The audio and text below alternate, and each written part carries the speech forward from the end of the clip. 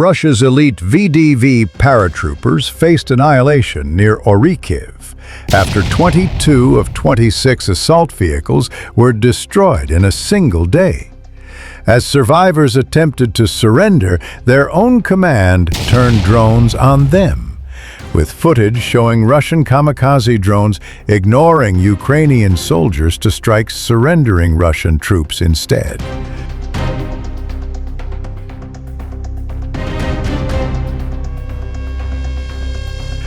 A failed attack exposed the true state of Russian units, with elite VDV branding not being able to mask inadequate planning and logistics. As Russian paratroopers saw what awaited them with such a plan, many decided just to surrender to avoid a certain death, only to immediately become priority targets for their own drone units that received the command to chase and eliminate all deserters.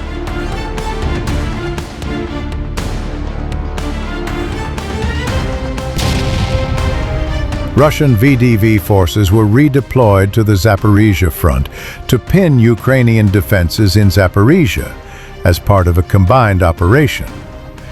The hope was that this would split Ukrainian attention in the south, while another operational grouping would try to outflank Ukraine's defense lines from the east and force penetration into the Dnipropetrovsk region.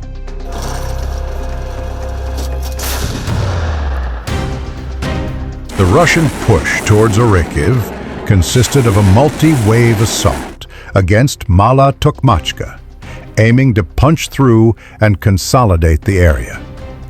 Geolocated footage shows Russian forces advancing with 26 tanks and infantry fighting vehicles over the course of the day.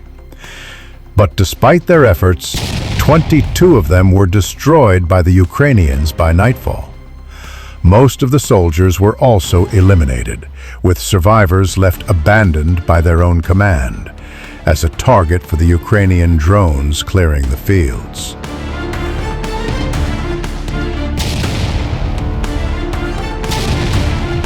Many Russians joined the VDV forces believing they would be treated as elite warriors, trained, equipped, and celebrated. The reality is far more different from what was portrayed.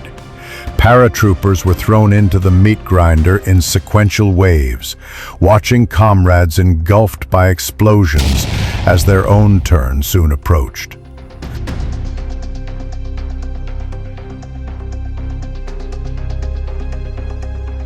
Rather than a coordinated, overwhelming thrust, units were fed into attritional assaults by only several vehicles at a time, with little hope of success and zero plans to evacuate potential survivors. The psychological effect was catastrophic for the VDV recruits, as elite status evaporated into a sense of being expendable.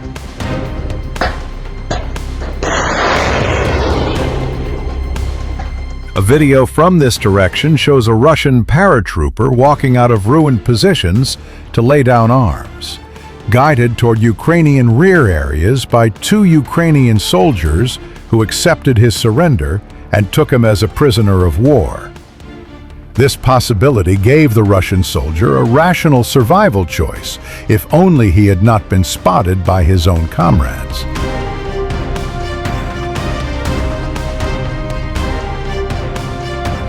Soon after, 2 Russian FPV drones attacked the group, shockingly ignoring the Ukrainians, but focusing on the Russian soldier who had surrendered, with the only goal to punish their own for choosing to live.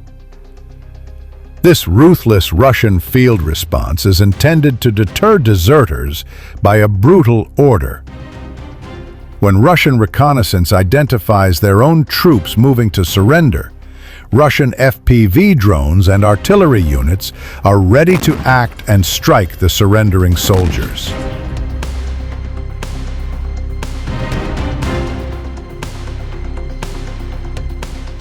Footage from Stepnohirsk shows another VDV soldier holding his arms up in surrender, but then quickly turning around and pleading with the approaching Russian kamikaze drone trying to kill him.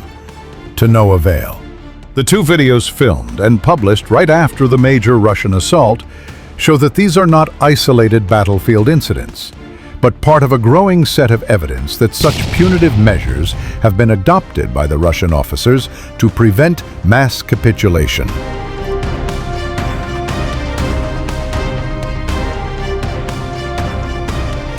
If the Russian command allows surrenders, discipline will collapse further. Desertion and refusal will spread, leading to uncontrollable manpower losses. To prevent this, the officers try to re-establish deterrence through public and private punishment, but at a steep cost.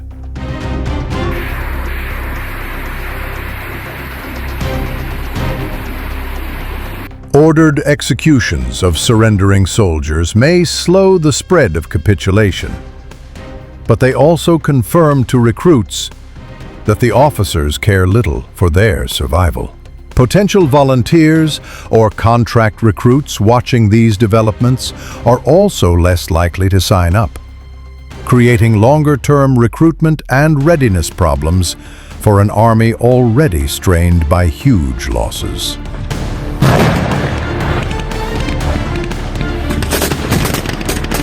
Overall, what began as a plan to use VDV as a fix for a stalled offensive has become a symbol of the systemic problems of the Russian army. Elite units are treated as expendable, led by a command that is willing to kill its own to slow down the collapse and avoid getting punished themselves by those higher in the hierarchy. The surge in surrenders and desertions is a significant indicator that cannot be ignored. When soldiers choose captivity over direct orders, the war of attrition is destroying the loyalty that the Kremlin still needs to sustain its campaigns. Ukrainian forces destroyed 18 armored vehicles in under 3 hours as Russian forces drove into a deadly Ukrainian ambush southwest of Kostiantynivka.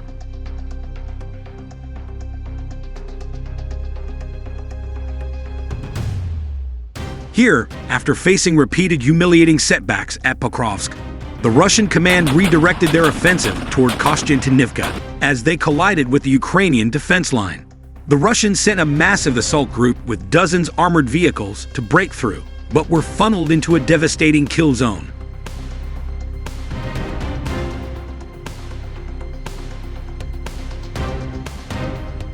The goal of Russian forces west of Kostiantynivka is to achieve a decisive penetration through Ukrainian defensive lines, creating opportunities to outflank and encircle both Pokrovsk and Kostiantynivka simultaneously. This would disrupt Ukrainian defenses across two crucial sectors, potentially destabilizing a massive portion of the front line.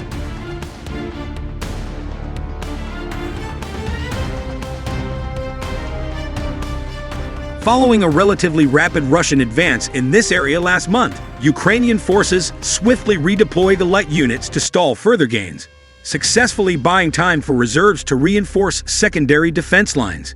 Despite incremental Russian progress since the initial breakthrough, Ukrainian defenders succeeded in slowing down enemy momentum, preventing the frontline collapse that Russia urgently sought. Russian forces find themselves confronting fortified Ukrainian positions to the southwest of Kostiantynivka, where they've been unable to advance further over the past 2 weeks.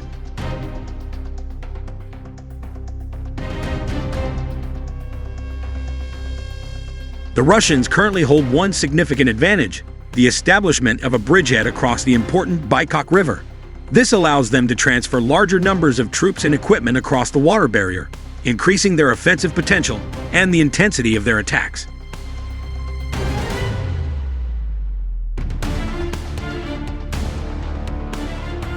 The geographic position of the bridgehead offers flexibility for attacks against Kostiantynivka or Pokrovsk. But given limited resources, Russian commanders seem focused primarily on pushing toward Kostiantynivka. This tactical choice also threatens the nearby Ukrainian defense lines near Toretsk, increasing the reward of any successful maneuver for the Russians.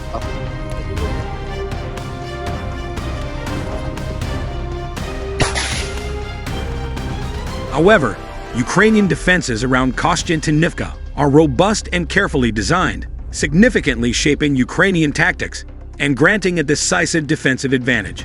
Elaborate anti-tank ditches and natural terrain features effectively funnel Russian forces along the heavily fortified Pokrovsk-Kostiantynivka highway.